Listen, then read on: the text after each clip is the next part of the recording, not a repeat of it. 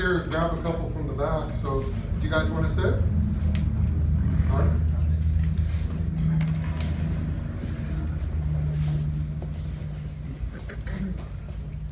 When I was in seminary,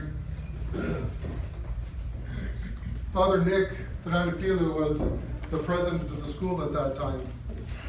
And there was something, he told me lots of things I remember, but this one particular thing kind of stuck out in my mind. He was also my spiritual father from my time when I was in school. And Father Nick said when he was first ordained, then when the altar boy handed him the censer, he reached down and kissed the altar boy's hand. And then he's like, wait a minute, I'm a priest. What am I doing? Well, that stuck in my mind, okay?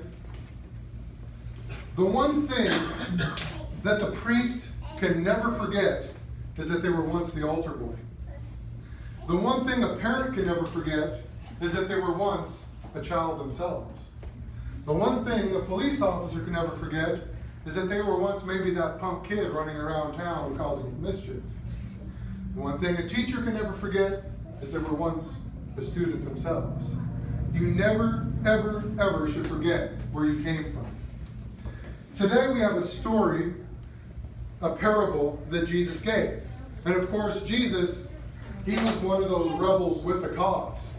And every time he spoke, he always upturned the apple cart. He wanted to upset the status quo. He wanted things for people to understand. All right? So he spoke about these two men that are in the temple. Right? One guy was the Pharisee. And remember I said they wanted to be fair, you see. Right? The Pharisee was that person that would adhere to the law. They would do everything that they could. They didn't want to do any of the sins that would make them look bad. Okay? They adhered to the law. All right? And they made sure everybody knew about it. All right? And this guy, in this parable, Jesus says, he's like, I don't want to be like an adulterer. I don't want to be like these other people that I see. I don't even want to be like this guy over here, this tax collector. Now, the tax collector was another guy that Jesus used. The tax collector was another Jew that, when the Romans came in and conquered Rome, they sent over their own people to collect taxes because the Romans didn't know the language most of the time. So they sent their people over the tax collectors and they said, if you collect taxes for us, we're going to give you a little bit under the table. So any wise guy that thinks to himself, hey, if I can collect taxes, and they can't really communicate with each other, and they're kind of afraid to go to the Romans, why don't I just take a little bit more for myself? I'm going to take a little bit extra under the table and collect it. Remember the story of Zacchaeus, right? That's exactly what he did. That's why he was so rich. So, the tax collector is off to the side, and he's kneeling on the ground. And remember, the Pharisee is looking up to God, saying these things, while the tax collector is beside him, kneeling down, looking up, afraid to even look at God, beating his chest, saying, please forgive me for what I have done. Please forgive me for the things that I'm doing. So, the difference between these two men is night and day. The difference between these two men are something that we can all understand. All right? Oftentimes, I like to use these modern day ideas, right? A priest walking down with people. I don't want to be, and I like to use bikers, I don't want to be like this biker. I don't want to be this guy that's doing these things. Or, I don't want to be like this gangbanger that's being this way. I don't want to be those people. There's a danger of being a Pharisee. A lot of us, most of us, I dare say, or even all of us, have been a Pharisee at one time or another in our life. That's what judgment's all about. Man, I'm sure happy I'm not like that guy. Right? But there's another statement that I always remember that a friend of mine told me, and I believe, don't quote me on it, was from Shakespeare. He said, But by the grace of God, there go I. Now, you can take that saying two ways, right? By the grace of God, there go I really don't want to be like that. Or, if we think about the people that are out on the street, by the grace of God, there go I. There's two different ways, depending on where you put the comma and the inflection, for that saying to come into fruitfulness, right? Man, by the grace of God, there go I. You know, all of us at one time have looked at somebody else and said, man, they're suffering. I'm so glad that's not happening to me. All right? But all of us, we all at one time have also been the tax collector. All of us are sinners. All of us fall short of the grace and the glory of God. All of us. And all of us sometimes go before God with our head bowed low and we're beating our chest saying, Lord, have mercy on me, a sinner. I know what I'm doing. I know that I'm sinning. I know that I'm doing these things. Please have mercy on me. So which one do we normally, and you can only answer this yourself, which one of us do we normally become? Which one do I become? And only you can answer that question. Now, the thing about the Pharisee is that when he was praying to God, he made mostly what kind of statement? I statements. Lord, I did this. Lord, I give tithes. Lord, I do this. Lord, I don't want to be like this guy. I. Who is he thinking about? Himself.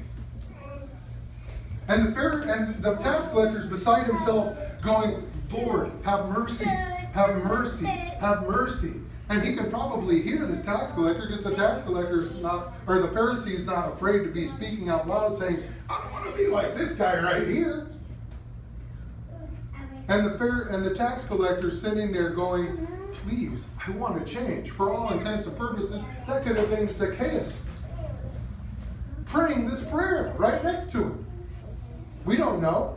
Jesus doesn't give names to the two people. It could have been Matthew, the disciple that he chose as the tax collector.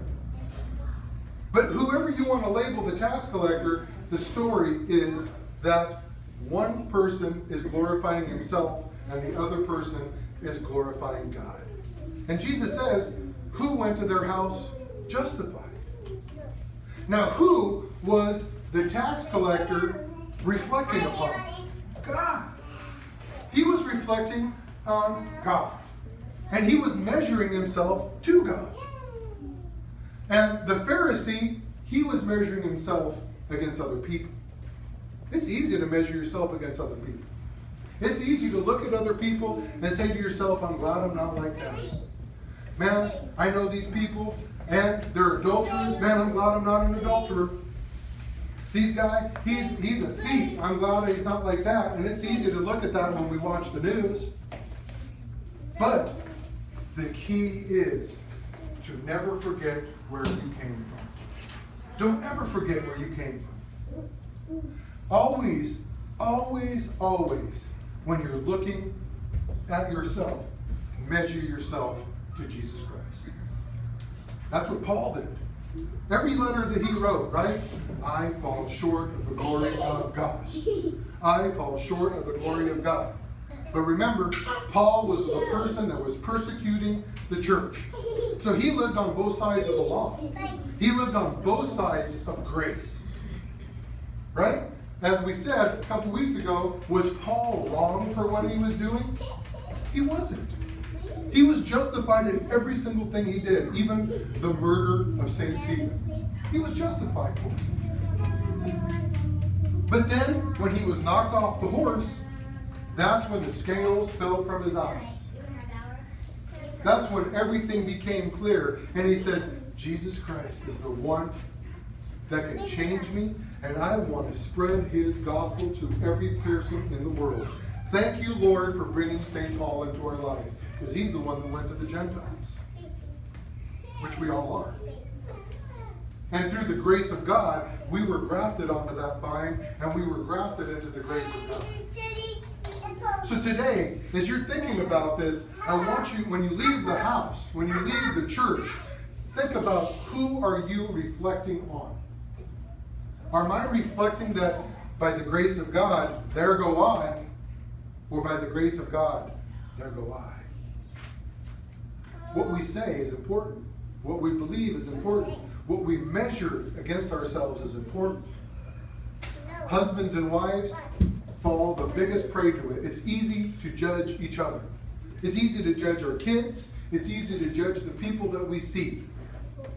But one of the favorite things, and I think I've mentioned this before, one of the favorite things that my mom ever told me when I was in school, and I think I've shared this with you, is, Lord, let me see everybody through your eyes.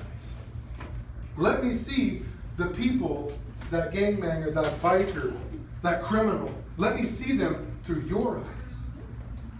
Because that person, Jesus has told us more than once, the people that we look down upon, the people that we put shame upon, the people that we judge so harshly, may enter the kingdom of heaven before we do.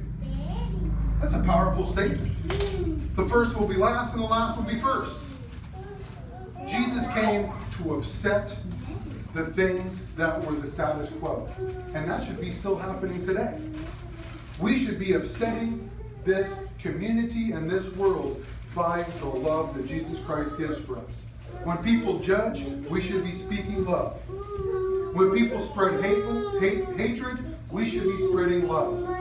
And we should be sharing that grace with everybody. So today, as we prepare ourselves and our hearts for communion, measure yourself against Jesus Christ. And go to God silently as we're preparing, and go and say, Lord, have mercy on me. And help me to be the man that I and the woman I need to be. When I was praying, I used to pray, Lord, help my sons be better men. And one of my spiritual fathers says, don't pray for your sons to become better men. Pray that you become the tool in their life to help them become better men. That's important.